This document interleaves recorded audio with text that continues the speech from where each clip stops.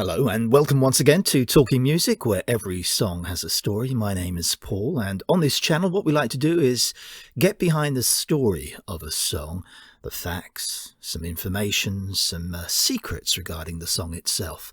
And the song we're featuring today is this one from various artists, Perfect Day, the old Lou Reed song. It was the autumn of 1997 when an extended trailer lasting almost 4 minutes began to air in between programmes on BBC television in the United Kingdom.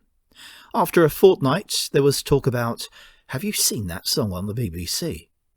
The switchboards at the Beeb were getting many calls from viewers who wanted to know more about what they were seeing, and indeed, how do they go about buying it? What they had been viewing was a promotional advertisement for the BBC on the BBC, featuring 30 or so stars singing Lou Reed's Perfect Day. After that initial viewer reaction, negotiations were started to have the recording released as a charity CD, with monies going to the annual BBC Children in Need appeal, which took place each November. Perfect Day was written by Lou Reed in 1972 and was a track on his Transformer album, and indeed the B-side to his 1972 hit single Walk on the Wild Side, and was produced by David Bowie.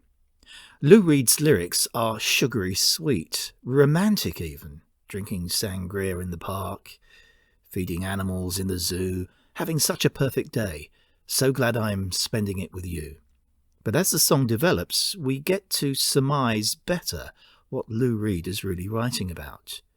The lyrics continue. You made me forget myself. I thought I was someone else, someone good. Lou's conflict with drug abuse in the late 60s, early 1970s has been well documented, and knowing that, then the lyrics to Perfect Day, written in 1972, can take on a different meaning. There's a whole other subtext in there. You can take the girl or boy out of the song and transplant heroin. And the lyrics continue to work, though now the song has become darker. Many types of music have had their drug influences. Reggae, think marijuana. Rave, think ecstasy. And there's also that whole psychedelic period of the 1960s. The link between heroin and Lou Reed has been established. A letter to the International Journal of Drug Policy quoted one former heroin user who said he thought Lou Reed's music was rubbish now that he's stopped using heroin. So what is Perfect Day all about? Is it about two lovers who spend the day together? A sweet love song? Not exactly Lou Reed's shtick, but maybe that's what he decides to write. Or instead of love for another person, the you he writes about could be something just as transforming. You just keep me hanging on. And could the you in the song be heroin, therefore? Then, at the end of the song, a line that wouldn't make much sense to the romantic notion of the song. You're going to reap what you sow. But it makes sense if the song is about heroin. That line tips the balance away from romance. And Lou Reed's writing was never short of controversy and talkability. On top of that, the song, Lou Reed's version, was used in the film Trainspotting, when one of the characters overdoses on Class A drugs. So you've got to ask yourself the question, why was that song used? Was it because it's about drugs? So with all this in the background, the choice to use Perfect Day to promote the BBC is a bit of a strange one. Auntie Beeb, the cuddly BBC, who, if Perfect Day had been released as a single in 1972, would probably have banned it. The BBC was always hot on that. But when a variety of artists laid down their lines throughout the spring and summer of 1997, the result turned out to be spectacular.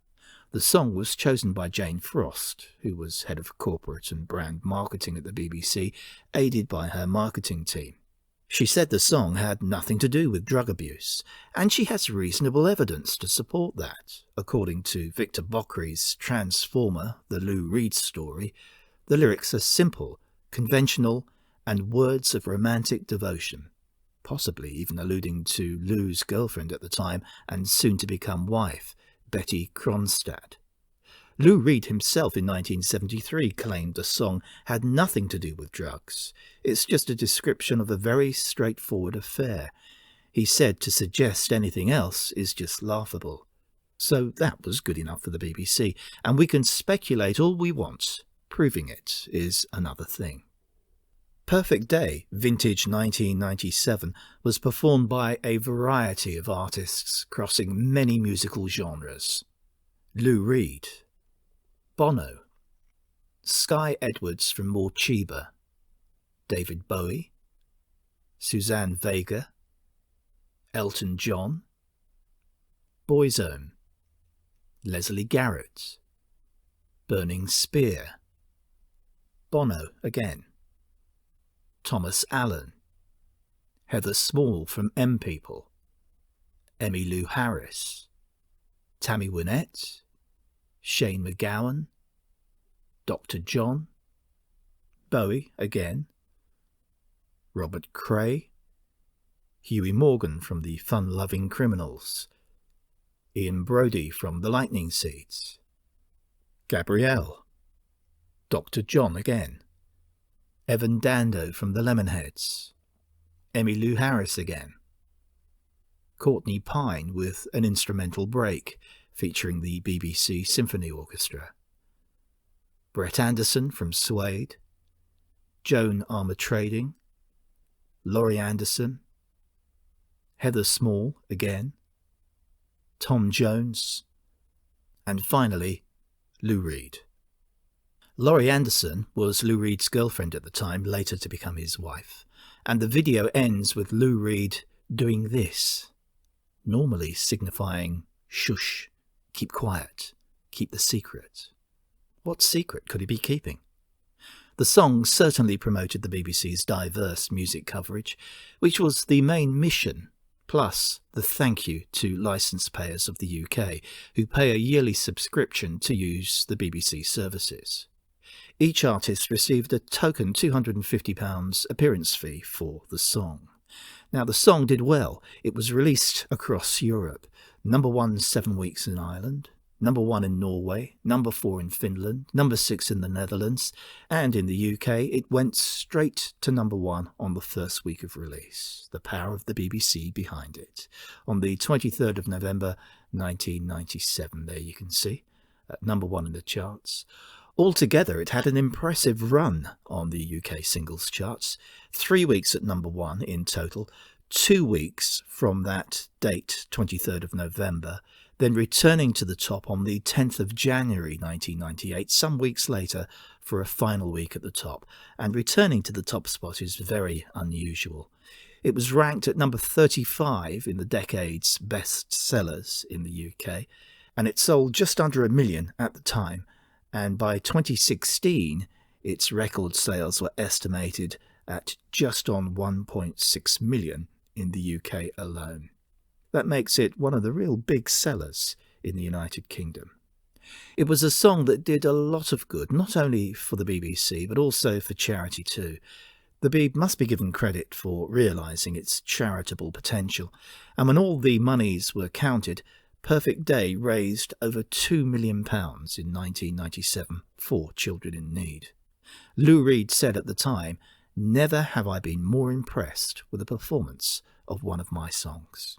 That's Perfect Day from various artists. And that's it for another one. This has been Talking Music, where every song has a story. Do subscribe to the channel. There are lots more videos where we get behind the song with facts, information and secrets and stories. All you need to do is just click on the subscribe button below. It doesn't cost you anything. It's absolutely free, of course. And hopefully I'll catch you in the next video. So till then, bye-bye.